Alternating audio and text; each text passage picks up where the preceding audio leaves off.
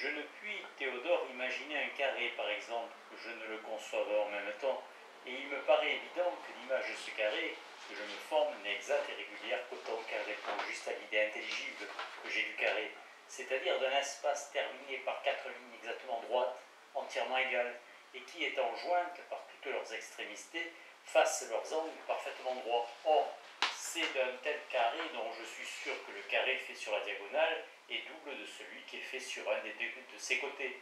C'est d'un tel carré dont je suis sûr qu'il n'y a point de commune mesure entre la diagonale et les côtés.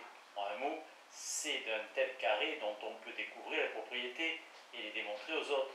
Mais on ne peut rien connaître dans cette image confuse et irrégulière que tracent dans le cerveau le cours des esprits. Il faut dire la même chose de toutes les autres figures. Ainsi, les géomètres ne tirent point leur connaissance des images confuses de leur imagination, mais uniquement des idées claires de la raison. Ces images grossières peuvent bien soutenir leur attention en donnant, pour ainsi dire, du corps à leurs idées.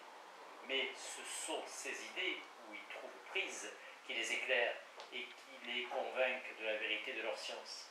Voulez-vous, Théodore, que je m'arrête encore à vous représenter les illusions et les fantômes d'une imagination révoltée contre la raison, soutenue et animée par les passions, ces fantômes caressants qui nous séduisent, ces fantômes terribles qui nous font peur, ces monstres de toute manière qui naissent de notre trouble, qui croissent et se multiplient en un moment. Pure chimère dans le fond, mais chimère dont notre esprit se repaît et s'occupe avec le dernier empressement, car notre imagination trouve bien plus de réalité dans les spectres à qui elle donne la naissance que dans les idées nécessaires et immuables de la vérité éternelle. C'est qu'ils la frappent, ces spectres dangereux, et que ces idées ne la touchent pas. De quel usage peut être une faculté si déréglée, une folle qui se plaît à faire la folle, une volage qu'on a tant de peine à fixer, une insolente qui ne craint point de nous interrompre dans nos plus précieux commerces avec la raison. Je vous avoue néanmoins que notre imagination peut nous rendre l'esprit attentif, car elle a tant de charme et d'empire sur lui qu'elle le fait penser volontiers à ce qui la touche. Mais outre qu'elle ne peut avoir de rapport qu'aux idées qui représentent les corps, elle est si sujette à l'illusion et si emportée que si on ne la gourmande sans cesse, si on ne règle ses mouvements et ses saillies, elle nous transporte en un instant dans le pays des chimères. Théodore, n'en voilà que trop, Ariste.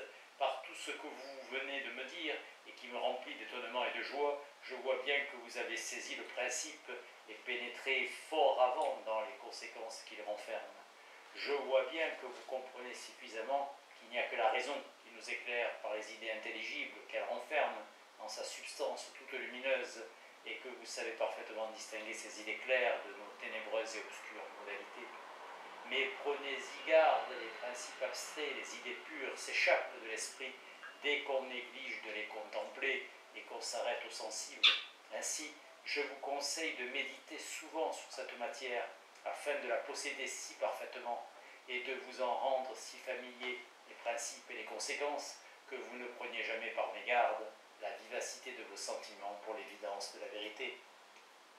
Car il ne suffit pas d'avoir bien compris que le principe général de nos préjugés, c'est que nous ne distinguons pas entre connaître et sentir, et qu'au lieu de juger des choses par les idées qui les représentent, nous en jugeons par les sentiments que nous en avons. Il faut nous affermir dans cette vérité fondamentale en l'appliquant à ses conséquences. Tous les principes de pratique ne se comprennent parfaitement que par l'usage qu'on en fait.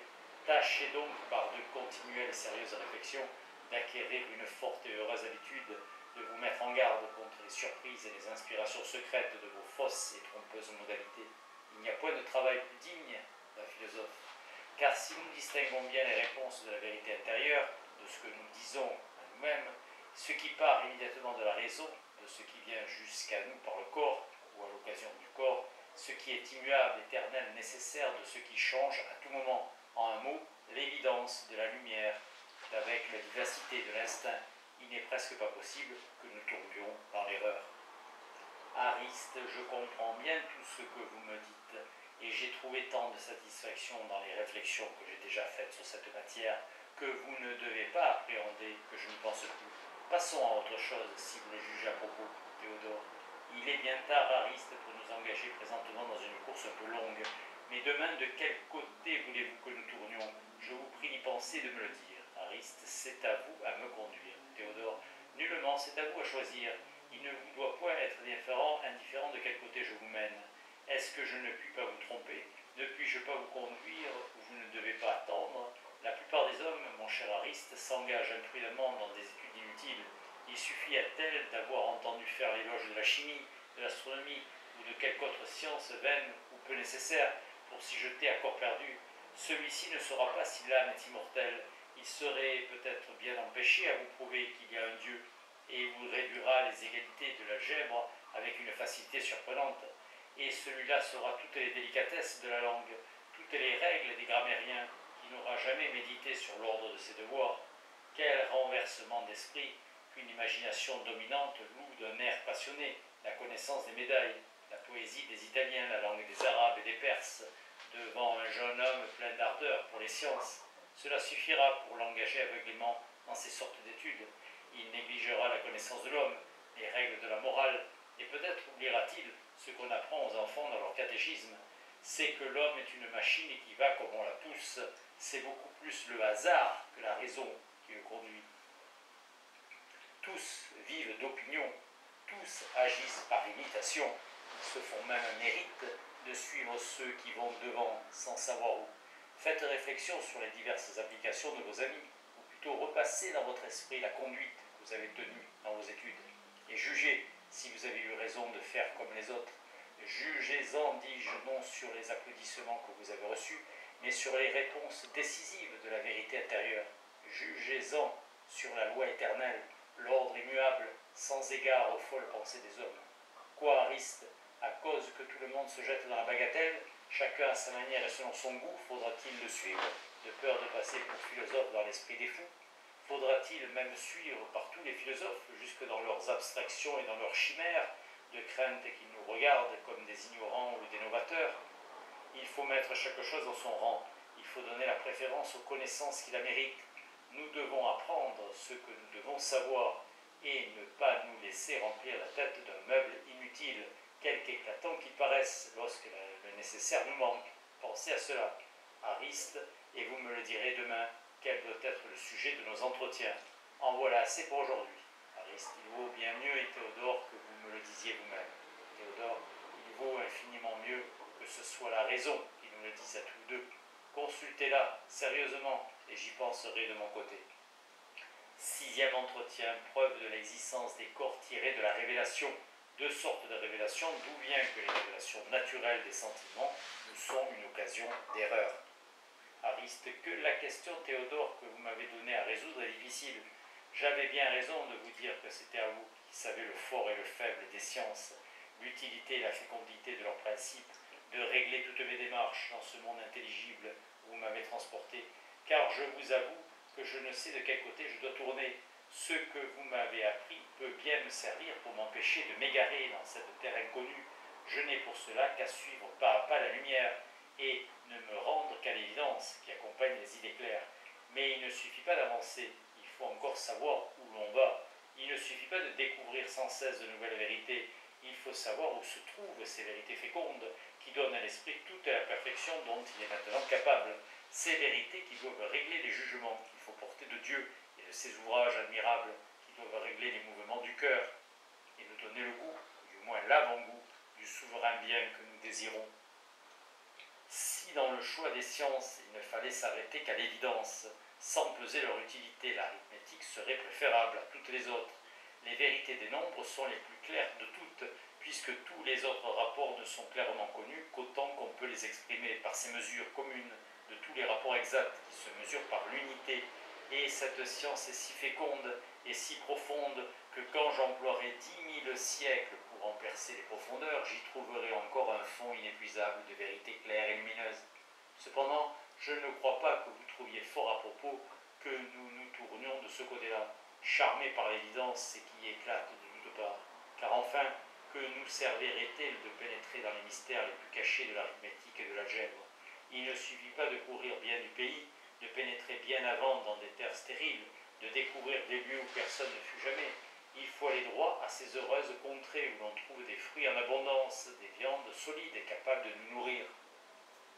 Quand j'ai donc comparé les sciences entre elles selon mes lumières, les divers avantages ou de leur évidence, de leur utilité, je me suis trouvé dans un embarras étrange. Tantôt la crainte de tomber dans l'erreur donnait la préférence aux sciences exactes, telles que sont l'arithmétique et la géométrie, dont les démonstrations contentent admirablement notre vaine curiosité, et tantôt le désir de connaître, non les rapports des idées entre elles, mais les rapports qu'ont entre eux et avec nous les ouvrages de Dieu parmi lesquels nous vivons, engagés dans la physique, la morale et les autres sciences qui dépendent souvent d'expériences et de phénomènes assez incertains.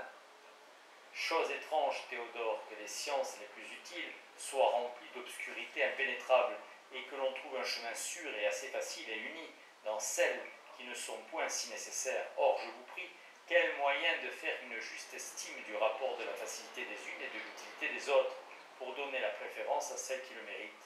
Et comment pouvoir s'assurer si celles-là même qui paraissent les plus utiles le sont effectivement, et si celles qui me paraissent évidentes n'ont point de grande utilité dont on ne s'avise pas?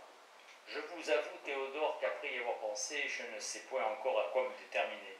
Théodore, vous n'avez pas perdu votre temps, mon cher Ariste, dans les réflexions que vous avez faites, car quoique vous ne sachiez pas précisément à quoi vous devez vous appliquer, je suis déjà bien assuré que vous ne donnerez pas dans quantité de fausses études auxquelles plus de la moitié du monde est furieusement engagé. Je suis bien certain que si je me trompais moi-même dans le choix que je ferai de la suite de nos entretiens, vous êtes en état de me désabuser. Quand les hommes lèvent la tête et regardent de tous côtés, ils ne suivent pas toujours ceux qui vont devant. Ils ne les suivent que lorsqu'ils vont où il faut aller et où ils veulent aller eux-mêmes. Et lorsque le premier de la bande s'engage imprudemment dans des routes dangereuses et qui n'aboutissent à rien, les autres le font revenir. Ainsi, continuez vos réflexions sur vos démarches et sur les miennes. Ne vous fiez point trop à moi. Observez avec soin si je vous mène où nous devons aller tous deux. Prenez donc garde, Ariste. Il y a des sciences de deux sortes. Les unes considèrent les rapports des idées, les autres les rapports des choses par le moyen de leurs idées. Les premières sont évidentes en toute manière, les autres ne le peuvent être qu'en supposant que les choses sont semblables aux idées que nous en avons et sur lesquelles nous en raisonnons. Ces dernières sont fort utiles, mais elles sont environnées de grandes obscurités parce qu'elles supposent des faits dont il est fort difficile de connaître exactement la vérité. Mais si nous pouvions trouver quelques moyens de nous assurer de la justesse de nos suppositions, nous pourrions éviter l'erreur et en même temps découvrir des vérités qui nous regardent de fort près. Car encore un coup, les vérités ou les rapports des idées entre elles ne nous regardent que lorsqu'elles représentent les rapports qui sont entre les choses qui ont quelque liaison avec nous. Ainsi, il est évident, ce me semble que le meilleur usage que nous puissions faire de notre esprit, c'est d'examiner quelles sont les choses qui ont avec nous quelques liaisons, quelles sont les diverses manières de ces liaisons, quelle en est la cause, quels en sont les effets, tout cela conformément aux idées claires et aux expériences incontestables, qui nous assurent celle-là de la nature et des propriétés des choses, et celle-ci du rapport et de la liaison qu'elles ont avec nous. Mais pour ne point tomber dans la bagatelle et dans l'inutilité, tout notre examen ne doit tendre qu'à ce qui peut nous rendre heureux et parfaits. Ainsi, pour réduire en deux mots tout ceci, il me paraît évident que le meilleur usage que nous puissions faire de notre esprit, c'est de tâcher d'acquérir l'intelligence des vérités que nous croyons par la foi et de tout ce qui va les confirmer. Car il n'y a nulle comparaison à faire de l'utilité de ces vérités avec l'avantage qu'on peut tirer de la connaissance des autres. Nous les croyons, ces grandes vérités, il est vrai, mais la foi ne dispense pas ceux qui le peuvent de s'en remplir l'esprit et de s'en convaincre de toutes les manières possibles. Car au contraire, la foi nous est donnée pour régler sur elle toutes les démarches de notre esprit, aussi bien que tous les mouvements de notre cœur. Elle nous est donnée pour nous conduire à l'intelligence des vérités mêmes qu'elle nous enseigne. Il se trouve tant de gens qui scandalisent les fidèles par une métaphysique outrée et qui nous demandent avec insulte des preuves de ce qu'ils devraient croire sur l'autorité infaillible de l'Église, que quoique la fermeté de votre foi vous rende inébranlable à leurs attaques, votre charité doit vous porter à remédier au désordre et à la confusion qu'ils mettent partout.